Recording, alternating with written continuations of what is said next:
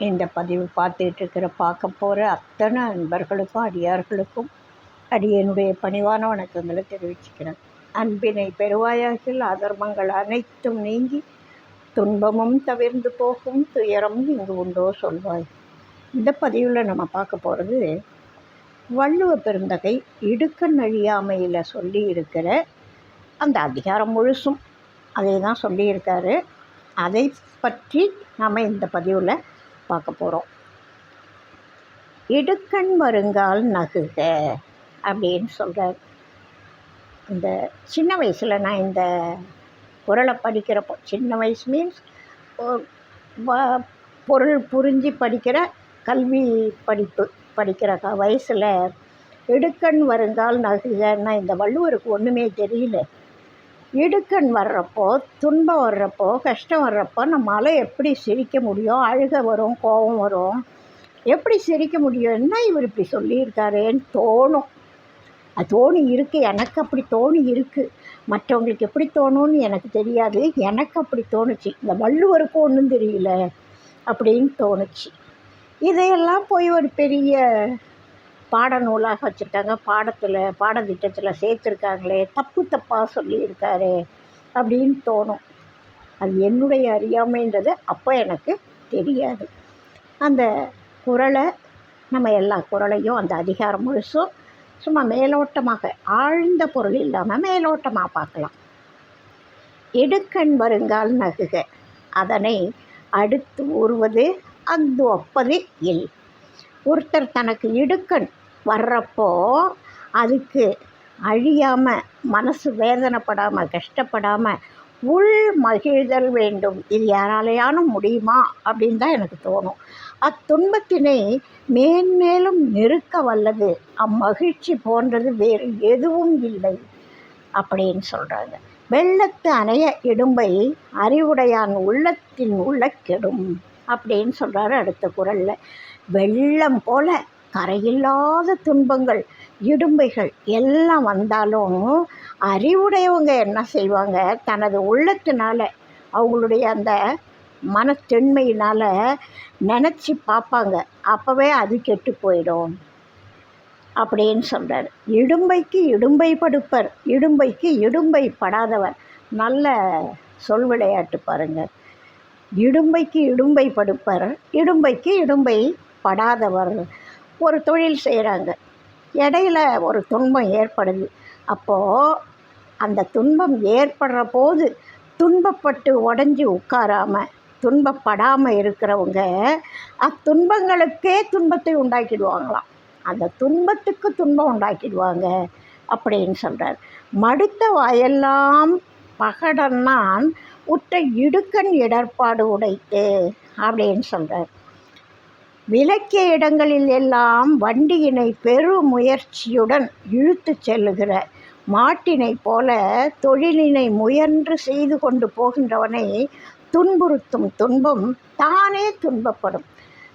இந்த உதாரணத்தை எல்லாரும் கிராம வாழ்க்கையில் பார்த்துருப்பாங்க. அவங்க கண்ணால் பார்க்குறதுக்கு வாய்ப்பு இருக்கலாம்.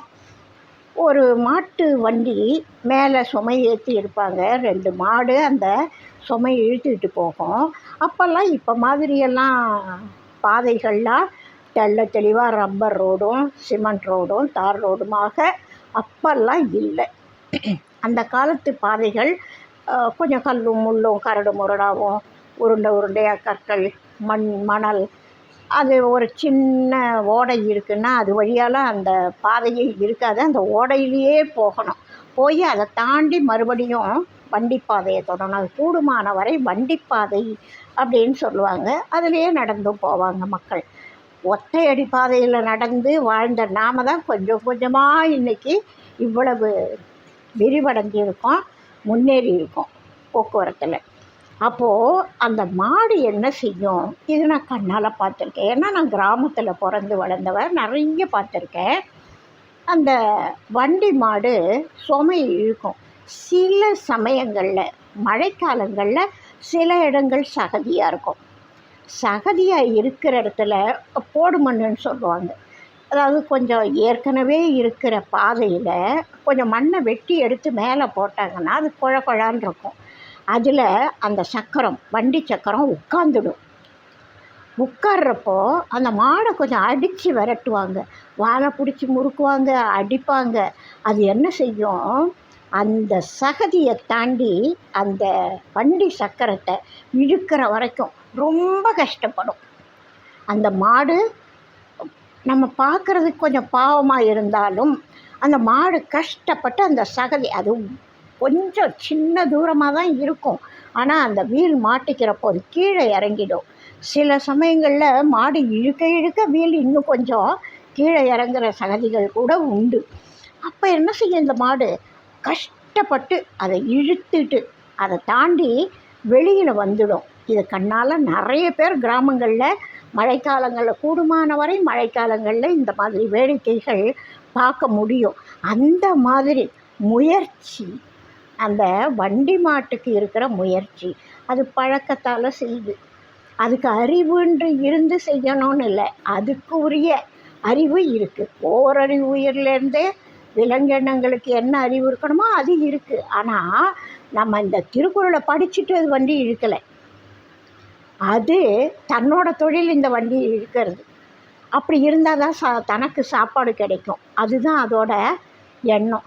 எங்கே ஆரம்பிக்குதோ அங்கேருந்து எங்கே போகணுமோ அங்கே வரைக்கும் அது இழுத்துட்டு போய் தான் ஆகணும்.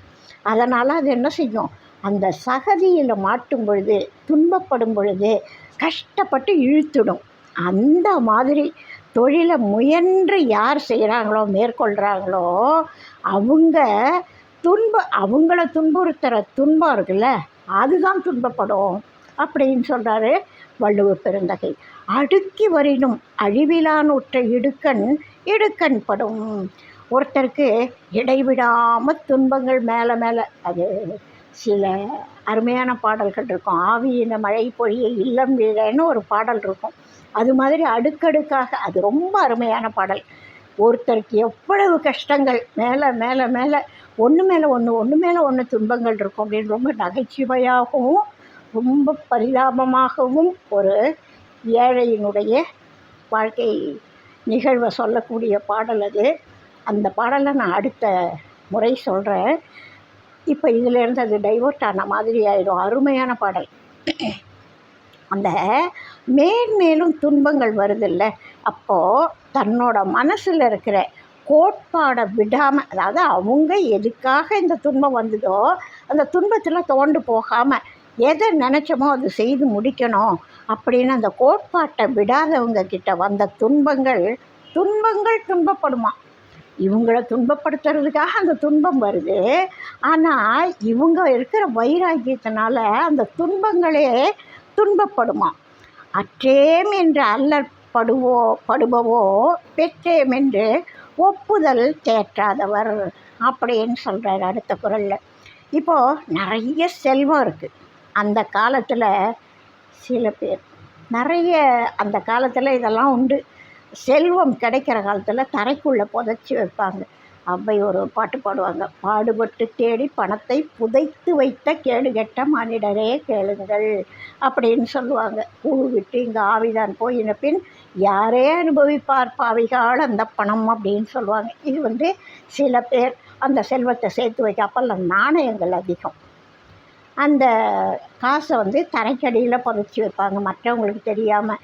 அதை வருஷத்தில் ஒரு முறை இந்த வெயில் காலங்களில் எடுத்து தேய்ச்சி கழுவி காய வச்சு திரும்ப மறுபடியும் மண்ணுக்குள்ளே புதைச்சவங்கெல்லாம் இருக்காங்க.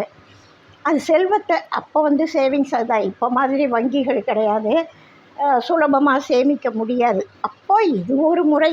அதில் சிலது தான் நமக்கு புதையலாக பின்னாடி காலத்தில் கிடைக்கிது. அகழ்வாயுவில் கிடைக்கிறது கூட அப்படிப்பட்ட புதை பொருட்கள் தான் பின்னாடி கிடைக்கிது. அந்த மாதிரி செல்வம் அவங்களுக்கு இருக்கிற காலத்தில் கருமித்தனமாக சிக்கனத்தினால அடுத்தவங்களுக்கு தர்மம் செய்யணும், உதவி செய்யணும்னு நினைக்காமல் இருக்கிறத தெரியாதவங்க வறுமையுற்ற காலத்தில் அவங்களுக்கு ஒரு வறுமை வரலாம். சேமிப்புகள் செலவாயிட்டு வறுமை கூட வரலாம். செல்வம்ன்றதே எப்போ வேணாலும் செல்லும், எப்போ வேணாலும் வரும். அதனால தான் செல்வம். அது மாதிரி இருக்கிற காலத்தில் மனசால் துன்பப்படுறாங்கல்ல அவங்களாம், ஐயோ நம்ம இருக்கிற காலத்தில் இப்படியெல்லாம் நான் இப்போ இவங்களுக்கு ஒருத்தர் தரலைன்றப்போ இவங்க அதை நினச்சி பார்ப்பாங்கல்ல, நாம் யாருக்கும் தரல அதனால் நமக்கு யாரும் தரல அப்படின்னு நினைப்பாங்கல்ல. அது மாதிரி சொல்கிறாரு. அவங்களாம் துன்பப்படுவாங்களோ, ஒருவேளை படமாட்டாங்களோ அப்படின்னு. அதெல்லாம் இருக்காது, அப்படியெல்லாம் ஒன்றும் துன்பப்பட மாட்டாங்கன்னு நினைக்கிறேன். அவங்க கருமி, மற்றவங்களை எப்படி அவங்க எதிர்பார்க்க முடியும் அப்படின்னு சொல்கிறாரு. அடுத்து, இலக்கம் உடம்பிடும்பைக்கு என்று கலக்கத்தை கையாரா கொள்ளாதாம் மேல் அப்படின்னு சொல்கிறாரு. இப்போது உடம்பானது துன்பம் அப்படின்றதுக்கு இலக்கு அப்படின்றத தெரிஞ்சு உணர்ந்த நமக்கு வந்த துன்பத்தை துன்பமாக கொள்ள மாட்டாங்க. யார்? அறிவுடையவங்க. இந்த உடம்புக்கு அது ஒரு இலக்கு, அது ஒரு நடுவில் வந்து போகிற ஒரு நிகழ்வு. இதெல்லாம் வச்சு நம்ம கஷ்டப்படக்கூடாது அப்படின்னு அறிவுள்ளவங்க அதை பெருசுப்படுத்திக்க மாட்டாங்க அப்படின்னு சொல்கிறாரு. இன்பம் விழையான் இடும்பை இயல்பென்பான் துன்பம் முறுதல் இளன். தனக்கு இன்பமானதை மட்டும் விரும்பி துன்பம் வந்தால் இது இயற்கை அப்படின்னு உணர்ந்திருக்காங்கல்ல, அவங்க தன்னுடைய முயற்சியால் துன்பமடைய மாட்டாங்க. ஏன்? அவங்களுக்கு வெறும் பிடிச்சதை மட்டும் விரும்புகிறதோ, பிடிக்காது வர்ற காலத்தில் துன்பப்படுறதோ இல்லை. அப்போது அவங்களுக்கு அதனால் அவங்க மனசு வருத்தமும் படமாட்டாங்க. ஏன்னா இதெல்லாம் தெரிஞ்சிருக்கு அவங்களுக்கு, அதனால் வருத்தப்பட மாட்டாங்க அப்படின்னு சொல்கிறார். இன்பத்துள் இன்பம் விழையாதான் துன்பத்துள் துன்பம் உறுதல் இளன் அப்படின்னு சொல்கிறார். தனக்கு இன்பம் வர்ற போது அதை நல்லா அனுபவித்து மனசால் விரும்பி ரசித்து இன்பத்தை அனுபவிக்கிறாங்கல்ல, அவங்க கதை, அவங்க மனநிலை வேறு. அப்படி இன்பம் வந்த காலத்திலும் அதுக்காக ஒரு பெரிய மகிழ்ச்சி அடையாமல் சாதாரணமாக மகிழ்ச்சி, அது ஒரு ஆர்ப்பாட்டம் இல்லாமல் இருக்கக்கூடியவங்க அனுபவித்து மனசால் விரும்பாதவங்க, ஏதோ பெருசாக நினைக்காம ஏதோ வந்தது சந்தோஷமாக இருக்கும், நிம்மதியாக இருக்கும், அவ்வளோதான் அப்படின்னு நினைக்கக்கூடியவங்க இன்பம் வந்த போது அதை சுலபமாக எடுத்துக்கிட்டவங்க துன்பம் வந்த போதும் அவங்களுக்கு ஏதோ ஒரு சமயம் ஏதோ ஒரு காலம் வரலாம், அப்படி வந்த போதும் அதனை அனுபவித்து மனதால் வருந்த மாட்டார்கள். அவங்க இன்பம் வந்தாலும் அலட்டிக்கலை, இப்போ துன்பம் வந்தாலும் அலட்டிக்க மாட்டாங்க அப்படின்னு சொல்கிறார். இன்னாமை இன்பம் எனக்கொளின் ஆகுந்தன் ஒன்னார் விழையும் சிறப்பு. ஒருத்தர் தனக்கு வந்த துன்பத்தையே இன்பமாக கற்பிச்சிட்டு இருக்காங்க, அந்த தன்மை அவங்கள்ட்ட இருக்குது அப்படின்னா அந்த தன்மையானது அவங்களுடைய பகைவர்களுக்கும், அவங்களுடைய பகைவர்கள் கூட நல்ல மதிக்கக்கூடிய உயர்வை தரும். ஒருத்தருக்கு துன்பம் வந்திருக்கு, அந்த துன்பத்தையே இன்பமாக நினச்சிக்கிறாங்க. எவ்வளோ பார்த்தோம், எவ்வளவோ அனுபவித்தோம், இந்த துன்பம் வருது, இன்பத்தை அனுபவித்த மாதிரி இந்த துன்பத்தையும் அனுபவிச்சுக்கிட்டு போவோம் அப்படின்னு யார் அந்த தன்மையோடு அதை ஏற்றுக்கிறாங்களோ அவங்கள அவங்களுடைய பகைவர்கள் கூட, என்னடா இவ்வளோ கஷ்டம் கொடுத்தோம் அப்பவும் அவன் சாதாரணமாக இருக்கானே, கலங்கலையே அப்படின்னு இந்த மனசு யாருக்கு வரும் அப்படின்னு இவங்கள நிறைய மதிப்பாங்க, உயர்வாக நினைப்பாங்க. அட போடா, இவ்வளோ துன்பப்படுத்தணும், நம்மால் தான் அவனுக்கு அந்த துன்பம் ஏற்பட்டது, அப்போவும் கலங்கவே இல்லை பற்றியா அப்படின்னு சொல்லி பகைவர்கள் கூட மதிப்பாங்க, பாராட்டுவாங்க அப்படின்னு சொல்கிறார். இதில் எல்லாம் ஒரே கருத்து போல இருந்தாலும் 10 குறள்லையும் வேறுபட்ட உண்மைகளை விளக்கிறார். அது மாதிரி எனக்கு இந்த சொல் இடுக்கண் வருங்கால் நகுக, அது சின்ன வயசில் என்னை வேடிக்கை காமிச்ச ஒரு வார்த்தை, சொல், வாக்கியம் அப்படின்னு வச்சுக்கலாம். இதை எப்படா இதுன்னு எனக்கு தோணும். யாராலையானும் சிரிக்க முடியுமா? துன்பம் வர்றப்ப சிரிக்கிறதுன்றது எங்கேயானும் சாத்தியமா அப்படின்னு தோணும். ஆனால் ரெட்டியப்பட்டி சுவாமிகள் இந்த கருத்துக்கு அருமையான ஒரு விளக்கம் கொடுத்துருக்காரு அருட்பாடல்களில். அதை படிக்கிறப்போ அடடா, வள்ளுவர் இதை தான் சொன்னாரோன்னு திரும்ப அதிகாரம் முழுசும் படிக்க தோணுச்சு. அப்போ இன்னும் அதாவது அந்த வயசில் புரிஞ்ச பொருளை விட இந்த வயசில் தான் அதோட உண்மையான பொருள் புரியுது. இவர் சொல்கிறாரு, சுவாமிகள் சொல்கிறாரு, வந்ததை ஒப்புக்கொள்வாய் மனமே. என்ன உனக்கு வந்ததோ அதை அப்படியே ஏற்றுக்கோ. உனக்கு அருளப்பட்டது விதிக்கப்பட்டது என்னவோ அது வரும். ரஜினிகாந்த் ஒரு திரைப்படத்தில் சொல்வார், உனக்குன்னு வர வேண்டியது வந்தே தீரும், கிடைக்க வேண்டியது கிடைச்சே தீரும். கிடைக்காம இருக்கிறது அப்படின்னா அது கிடைக்கவே கிடைக்காது அப்படின்னு. உனக்கு எது கிடைக்கணுமோ அது நீ வேணான்னா கூட கிடைச்சே தீரும். எது உனக்கு கிடைக்கூடாதுன்னு இருக்கோ நீ என்ன தான் முயற்சி பண்ணாலும் அது கிடைக்காது அப்படின்னு சொல்லுவார். இது ஒரு அருமையான கருத்து. அதை திரைப்படத்தில் விளையாட்டாக அந்த வசனம் பஞ்ச் டைலாக் அப்படின்னு சொல்கிறாங்க. அது மாதிரி சொல்லி அது கைத்தட்டல் வாங்கக்கூடிய ஒரு டைலாகாக இருந்தது. அதை சர்வசாதாரணமாக அருட்பாடல்களில் அந்த கருத்தை சொல்லியிருக்கார் சுவாமிகள், ரெட்டிப்பட்டி சுவாமிகள். வந்ததை ஒப்புக்கொள்வாய் மனமே. எப்படி ஒப்புக்கொள்ளணும்? வந்ததை ஒப்புக்கொள்வாய் மனமே. வந்ததுவே எது வந்ததோ அதுவே சிவன் தந்தது. இன்னொரு குறளில் வள்ளுவ பெருந்தகை சொல்வார், வகுத்தான் வகுத்த வகையல்லாது கோடி தொகுத்தாருக்கும் துய்த்தல் அறிதுப்பா போப்பா அப்படின்ட்டார். அவன் அனுபவிக்கணும்னு நம்மளை அனுப்பி இருந்தால் தான் நம்ம அதை அனுபவிக்க முடியும். என்ன தான் கோடி கோடியாக இருந்தாலும் நம்ம அனுபவிக்கக்கூடாதுன்னு இறைவன் நினச்சிட்டா, நமக்கு அந்த விதி இருந்தால் நம்மளால் என்ன இருந்தாலும் அதை கன்சியூம் பண்ண முடியாது அப்படின்னு சொல்லுவார். வகுத்தான் வகுத்த வகை இல்லைன்னா கோடி தொகுத்தாருக்கும் திட்டல் அடிது. ஒரு மிகப்பெரிய பணக்காரராக இருப்பார், செல்வம் இருக்கும், அவருக்கு பல நோய் இருக்கும், சுகர் இருக்கும், வீட்டில் என்ன பொருள் இருந்தாலும் இனிப்பு சாப்பிட முடியாது, பிபி இருக்கும், எண்ணெயில் பண்ணதை சாப்பிட முடியாது, உப்பு போட்டதை சாப்பிட முடியாது. இது இன்றைக்கி எல்லா வீடுகள்லேயுமே இருக்குது. அப்பையை விட இப்போ செல்வ வளம் ஜாஸ்தி, ஆனால் அதுக்கு மேலே நோய் ஜாஸ்தி. இதை சாப்பிடாத அதை சாப்பிடாதேன்னு மருத்துவர் தடை உத்தரவு போட்டிருப்பார். எந்த பொருட்களையும் சாப்பிடக்கூடாது, ஆனால் மாத்திரைகளை எப்போதும் விடாமல் சாப்பிட்ணும் அப்படின்னு மருத்துவர்கள் உபதேசம் பண்ணக்கூடிய காலம் இது. அந்த நிலைமையில் வந்ததையும் ஒப்புக்கொள்வாய். எது வந்ததோ அதை நீ ஏற்றுக்கோ. அதை எதிர்ப்பு கொடுக்காம சந்தோஷமாக ஏற்றுக்கோ.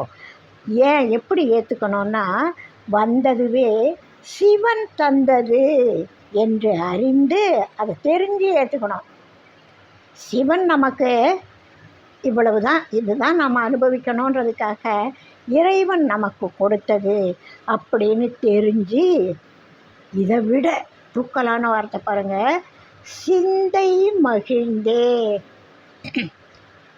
அப்படி சரி வேறு வழி இல்லை, விதி இதுதான் நம்ம நிலைமை அப்படின்னு ஏற்றுக்கிறது வேற. அதையே சிந்தை மகிழ்ந்து, அந்த சிந்தையில் மலர்ச்சியோட மகிழ்ச்சியோட இறைவன் எனக்கு அருளியதை நான் ஏற்றுக்கிறேன் அப்படின்றது எவ்வளவு பெரிய பக்குவப்பட்ட நிலை பாருங்க. வந்ததுவே சிவன் தந்தது என்று அறிந்து சிந்தை மகிழ்ந்து தேறி, ஏன்னா துன்பமும் இருக்கு இல்லையா அதுக்குள்ள, அதனால் தேறி தெளிந்து. துன்பம் வர்றப்போ துன்பம் ஒன்றா எங்கேயோ பாதிக்கலாம்னு நினைக்கலாம், ஆனால் அது தேவையில்லை. இறைவன் நமக்கு கொடுத்தது இதுதான், இதை நம்ம அனுபவிக்கணும். ஏன் பல துன்பங்கள் இறைவன் நமக்கு அருள்றது நமக்கு அறிவு விளக்கம் செய்விக்கத்தான். நம்ம என்ன தவறுகள் பண்ணமோ அதுக்குரிய தண்டனையாகவும் இருக்கலாம். நாம் இப்போ புரிஞ்சிக்கணும், ஒரு உண்மையை புரிஞ்சிக்கணும். 1000 தடவை ஒரு வார்த்தையை சொல்லி இதுதான் உண்மை, இதுதான் உண்மை, இதை புரிஞ்சிக்கோ, இதை பண்ணாத, இதுதான் சரி, இதை பண்ணுன்னா நம்ம மனசு ஏற்றுக்காது, புரிஞ்சிக்காது. ஆனால் ஒரு தடவை நம்ம அனுபவிக்கிறோம். அது நெருப்பு சுடும், உதாரணத்துக்கு தான் சொல்கிறேன். நெருப்பு சுடும் நெருப்பு சுடும் நெருப்பு சுடும்னா 1000 தடவை சொன்னாலும் அனுபவபூர்வமாக வராது. ஒரே ஒரு தடவை அந்த நெருப்பில் விரலில் சுட்டுக்கிட்டா அப்படின்னு நம்ம அதை ஃபீல் பண்ணுவோம். சுட்டுக்கிட்டது துன்பமாக இருக்கலாம், சுட்டுக்கிறதுன்றது ஒரு துன்ப நிகழ்வு. ஆனால் நெருப்புன்னா இப்படித்தான் சுடும், அதனால் நம்ம சுட்டுக்காமல் இருக்கிறது எப்படி அப்படின்னு நம்ம தெரிஞ்சுக்கிறோம் இல்லையா? ஏன் சுட்டுக்கிட்டோம், இந்த தவறு பண்ணோம், இந்த அலட்சியத்தினால நம்ம விரல் சுட்டுச்சு அப்படின்னு நம்ம தெரிஞ்சுக்கிறோம் இல்லையா? அந்த தெரிஞ்சுக்கிட்ட பிறகு அந்த தவறை மீண்டும் நாம் செய்ய மாட்டோம். இது பல பல குற்றங்களுக்கும் அப்படியே பொருந்தும். அதை தான் நம்ம வந்ததை என்ன செய்யணும், சிவன் தந்தது, அதுக்கு ஒரு வாய்ப்பு. நமக்கு அறிவு விளக்கம் பெறதுக்கு அந்த துன்பம் ஒரு வாய்ப்பாக இருக்குது. அதை தெரிஞ்சு வந்ததுவே சிவன் தந்தது என்று அறிந்து சிந்தை மகிழ்ந்து தேறி புரிஞ்சு அதை ஏற்றுக்கிறது, அந்த சந்தோஷமாக இறைவா நீ கொடுத்தது சரி, என்னோட கர்மா இதில் கழியுது, என்னோட வினை, நான் பிராரப்தத்தை அனுபவிச்சே முடிக்கணும் இல்லையா? என்னோட துன்பங்களை நான் அனுபவிச்சே முடிச்சாகணும். சஞ்சிதத்தையும் ஆகாமியத்தையும் வேறு முறையில் நம்ம போக்கிக் கொள்ளலாம் இறைவனுடைய திருக்கருணையினால். ஆனால் பிராரப்தம்ன்றது அனுபவித்து முடிக்க வேண்டிய ஒரு கர்மா இல்லையா? அதை நம்ம அனுபவிக்கிறதுக்கு இது ஒரு வாய்ப்பாக இறைவன் கொடுத்துருக்கார் அப்படின்னு நம்ம மனசளவில் தெரிஞ்சு சிந்தை மகிழ்ந்து, எனக்கு இறைவன் கொடுத்த வாய்ப்பு, என்னுடைய கர்மாவை போக்கிக்கிறதுக்கு இறைவன் கொடுத்த வாய்ப்பு, எனக்கு அறிவு விளக்கம் அடையிறதுக்கு இறைவன் கொடுத்த வாய்ப்பு அப்படின்னு சிந்தை மகிழ்ந்தே தேறி தெளிந்து தெளிவான சிந்தையோட வந்ததை ஒப்புக்கொள்வாய் மனமே அப்படின்னு சொல்கிறார். ஏன் இப்படியெல்லாம் பண்ணணும், யார் எதுக்காக, நம்ம யாருடைய துணையோட இதையெல்லாம் நம்ம விளங்கிக்கிறது அப்படின்னா, மட்டுப்படாத கவலையை ஒழித்து, இந்த கவலைன்னு ஒன்று வந்துடுதுன்னு வச்சுக்கோங்களேன், அதுக்கு எல்லையே கிடையாது, அளவே கிடையாது. ஒரு சிலர் கவலைப்பட்டாங்கன்னா பாருங்கள், சதா கவலைப்பட்டுக்கிட்டே இருப்பாங்க. ஏதாவது ஒரு கவலை வந்திருக்கும், அது தீர்ந்து போயிருக்கும், அடுத்த கவலைக்காக கவலைப்பட்டுக்கிட்டே இருப்பாங்க. ஒன்றுமே இருக்காது, சின்ன விஷயமா இருக்கும், அதுக்காக கவலைப்பட்டுக்கிட்டே இருப்பாங்க. இந்த கவலைப்படுறவங்க கவலைப்பட ஆரம்பித்தாங்கன்னா தொடர்ந்து கவலைப்படுவாங்க, கோவப்படுறவங்க தொடர்ந்து கோவப்படுவாங்க. அடிக்கடி அவங்க வாழ்க்கையில் நிகழும். அதுபோல் இந்த மட்டுப்படாத கவலை, இந்த ஆசைகளும் அப்படித்தான். ஒரு ஆசை நிறைவேறினா இன்னொரு ஆசை வந்து அங்கே உட்காந்துக்கும். அது மாதிரி கோபம், கவலை, இந்த மாதிரியான ஒரு உணர்வுகள் அது ஒருத்தர் மனசில் இடம் பிடிச்சிட்டா அது திரும்ப திரும்ப திரும்ப அந்த விஷயம் மாறலாம், அந்த குணம் மாறாது. கவலைப்படுறவங்க கவலைப்பட்டுக்கிட்டே இருப்பாங்க. அப்படி மட்டுப்படாத, எவ்வளோ அருமையான வார்த்தை, மட்டுப்படாத, அதை குறையவே குறையாது, அடங்கவே அடங்காது. அந்த மட்டுப்படாத கவலையை ஒழித்தும் வையகம் தன்னில் மகிமை அளித்தும் வெட்ட வெளிதனில் பம்பரம் போல விசை கொண்டு ஆடிடும் விமலனை கூடி. இறைவனுடைய திருவடியை அவன் என்ன பண்ணிகிட்ருக்கான்னா, வெட்ட வெளியில் அந்த இடத்துல பூமி சுற்றிகிட்ருக்கு, நிலா எங்கேயோ சுற்றிகிட்ருக்கு, நட்சத்திரங்கள் சுற்றிகிட்ருக்கு, யாரையும் எதுவும் கேட்கலை, அது ஏதோ சுற்றிகிட்ருக்கு, ஒன்றோட ஒன்று கீழே விழாமல் இருக்குது. அதுக்கு ஒரு விசைன்னு ஒன்று வச்சுருக்கான். அது ஏன் சுற்றுது, யாரை கேட்டு சுற்றுது, அதுக்குள்ளே அந்த விசையை வச்சது யார், சுற்றலைன்னா என்ன ஆகும் இல்லையா? அதையெல்லாம் நம்ம யோசித்து பார்க்குறப்போ சுற்றலைன்னா எதுவுமே இல்லை, ஒன்றுமே இல்லை. இந்த பூமி மட்டும் சுத்தாமல் ஒரே ஒரு நொடி நின்று போனால் மேலே உள்ள எல்லாம் கொட்டிக்கும்.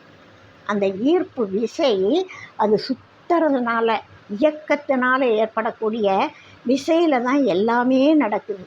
அந்த வெட்ட வெளிதனில் ஒரு பம்பரம் சுற்றக்கூடிய மாடலில், பம்பரத்துக்கு ஒரு கயிறு வேணும், ஒரு பம்பரம் வேணும், இயக்கிறதுக்கு ஒரு ஆள் வேணும். ஆனால் இதையெல்லாம் இயக்கிறது கயிறு எங்கே இருக்குது, பம்பரம் எங்கே இருக்குது, விசை எப்படி வந்தது, அதெல்லாம் ஒரு விந்தை. இறைவன் செய்யக்கூடிய திருவிளையாடல். நமக்காக இவ்வளவையும் படைச்சி அத்தனையும் சுற்றிகிட்ருக்கான், அத்தனைக்குள்ளேயும் ஒரு விசை இருக்கே, வெட்ட வெளியில் நிற்கிது. ஆகாயத்தில் தானே, அந்த இடத்துல தானே சுற்றிக்கிட்டு இருக்கு. இப்போது நாம் பூமியில் இருக்கோம், மரம் பூமியில் இருக்குது. இந்த பூமி எதில் இருக்குது, அந்தரத்தில் தானே இருக்குது. வெட்ட வெடிதனில் பம்பரம் போல விசை கொண்டு ஆடிடும் விமலனை கூடு. உன் மனசில் இந்த அந்தரத்தில் சுற்றிக்கிட்டு இருக்கானே ஒரு விசையை வச்சு, அந்த விமலனை மனசில் நீ நிறுத்தினா மட்டுப்படாத கவலை ஒழிஞ்சி போகும் அப்படின்னு சொல்கிறது. அது இந்த கவலைக்கு உரிய காரணமாக என்னென்ன அப்படின்னா, பாச பந்தம் அதை வேறற தாக்கி பஞ்ச புலன்கள் பறந்திட போக்கி ஆசை கொண்டு வெகு நேசமதாக ஐயன் திருவடி அணுகினும் நோக்கி. இந்த துன்பங்களுக்கெல்லாம் காரணமாக இருக்கிறது நம்முடைய பொறிகள் புலன்கள், ஆசை பாசம் பந்தம், இதையெல்லாம் தான் காரணம் இல்லையா? இந்த பஞ்ச புலன்கள் ஆசை பாசம் பந்தம் எல்லாத்தையும் போக்கக்கூடிய ஐயனுடைய திருவடியை நீ நோக்கி, அதுவும் என்ன ஒரு நாளைக்கு நோக்கிறது இல்லை, இன்றைக்கி நோக்கினேன், இன்றைக்கி ஏதோ வெள்ளிக்கிழமை இன்றைக்கி நோக்கினேன், அடுத்த நாள் காலையில் விட்டுட்டேன், அப்படி கிடையாது. அனுதினம் நோக்கி இறைவனுடைய திருவடியை. ஏன்னா இந்த ஆசை பாசம் பந்தம் கவலை கோபம் இதெல்லாம் என்ன பண்ணோம், கொஞ்சம் ஒரு சின்ன கேப் கிடைச்சா திரும்ப வந்து ஒட்டிக்கும். நம்ம ஏதோ போகணுன்னு நினைப்போம், போகிற மாதிரி விரட்டின மாதிரி ஒரு சந்தோஷம் இருக்கும், திரும்ப வந்து ஒட்டிக்கும். அதனால் அனுதினம் ஐயன் திருவடிகளை நினச்சி இதையெல்லாம் வந்ததையெல்லாம் ஒப்புக்கொள்ளு. அவர் பாசம் பந்தம் பொறிகள் புலன்களால் இருக்கக்கூடிய துன்பங்கள் எல்லாத்தையும் போக்கக்கூடியவர். இதுக்கு அடுத்தது சொல்கிறார் பாருங்க, இவ்வளவு நீ வந்து இறைவனை நினச்ச ஆசை பாசம் பந்தம் எல்லாம் போகணும் அப்படின்னு நீ நினச்சிட்ட, பற்றி பிடிச்சிட்ட. இப்போ உன் மனநிலைமை எப்படி இருக்கணும்னா, நல்லது கெட்டது நமக்கு இனி இல்லை, எல்லாத்தையும் அவன் பண்ணுறான். ஒரு திரைப்படத்தில் சொல்லுவாங்க, எல்லாத்தையும் மேலே இருக்கிறவன் பார்த்துக்குவான் அப்படின்னு சொல்லுவாங்க. அதுபோல் எல்லாத்தையும் மேலே இருக்கிறவன் பார்த்துக்குவான், நமக்கு எதுக்கு இந்த பாரம் அப்படின்னு. நல்லது கெட்டது நமக்கு இனி இல்லை, நாவுக்கு அறுசுவைக்கு அஞ்சியே தொல்லை. இந்த யாகாவராயினும் நாகாக்கன்னுவார் வள்ளுவ பெருந்தகை. அதுபோல் சொல்லாக இருந்தாலும் சுவையாக இருந்தாலும் அந்த நாவை அடக்கிறதுனால எல்லாமே மன ரீதியாகவும் உடல் ரீதியாகவும் வாழ்வியல் ரீதியாகவும் சொல்லற சும்மா இருந்தானே அருணகிரிக்கு முருகன் உபதேசம். அது மாதிரி இந்த நாவை கட்டுப்படுத்திடணும். நாவுக்கு அறுசுவைக்கு அஞ்சியே தொல்லை. இந்த நாவால் பல துன்பங்கள். இன்றைக்கி எல்லாருக்கும் நோய் வந்திருக்கிறது காரணமே நாவை நம்முடைய கட்டுப்பாட்டில் வச்சிக்க முடியாது தான். பல்லுயிர்க்கெல்லாம் பரவலே இருக்க பஞ்சமும் உண்டோ, பயம் நமக்கு ஏது? எல்லாத்தையும் அவன் பார்த்துக்கிறான்னு அவனுடைய திருவடியில் நம்ம வச்சிட்டோம் அப்படின்னா நமக்கு பஞ்சம் கிடையாது, பயம் கிடையாது, இடுக்கண் கிடையாது, துன்பம் கிடையாது, எதுவுமே கிடையாது. இப்போது இடுக்கண் வந்தால் கூட நம்மளால் அமைதியாக இருக்க முடியும், எப்போதும் ஒரே நிலையில் இருக்க முடியும். இந்த பாடலுக்குள்ள இடுக்கண் வருங்கால் நகுக அப்படின்றதுக்கான பதிலை வச்சிருக்கார் அப்படின்னு என் மனசுக்கு புரிஞ்சிக்க தோணுச்சு. உங்களுக்கு இந்த விஷயம் பிடிச்சிருந்தா லைக் பண்ணுங்கள், ஷேர் பண்ணுங்கள், உங்களோட கனிவான கருத்துக்களை சொல்லுங்கள். அதுக்கு முன்னாடி சப்ஸ்கிரைப் பண்ணுங்கள். வாழ்க வளமுடன். இடுக்கண் வருங்கால் நகுக அப்படின்றது சுலபமாக அல்ல, சொல்கிறதுக்கு விளையாட்டாக இருக்கும். யாராலையும் இடுக்கண் வரும்பொழுது சிரிக்க முடியாது. இந்த மனப்பக்குவம் வந்தவர்களால் மட்டுமே அதை செய்ய முடியும் அப்படின்னு சொல்லிட்டு, இந்த அருட்பாடல்கள் அவ்வளவு அருமையான பாடல். தினம் தினம் நித்திய பாராயணத்துக்கு நம்ம இந்த மாதிரியான பாடல்களை தேர்ந்தெடுத்து பாடும் பொழுது நம்முடைய மனசு நமக்கே தெரியாமல் கொஞ்சம் கட்டுப்படும். அதனால் எல்லாரும் இதை விரும்பணும். அதாவது விரும்பினா நம்முடைய வாழ்வியலுக்கு சொல்லுவோம். விரும்பணும்னு கட்டாயம் கிடையாது. விரும்பினா நிம்மதியாக இருக்கலாம், நம்ம பாதிக்கப்படாமல் இருக்கலாம். இடுக்கண் வருங்கால் சிரிக்க முடியும். அதுக்குரிய சூக்ஷ்மம் இந்த பாடலில் இருக்குது அப்படின்னு சொல்லிக்கிறேன். வாழ்க வளமுடன்.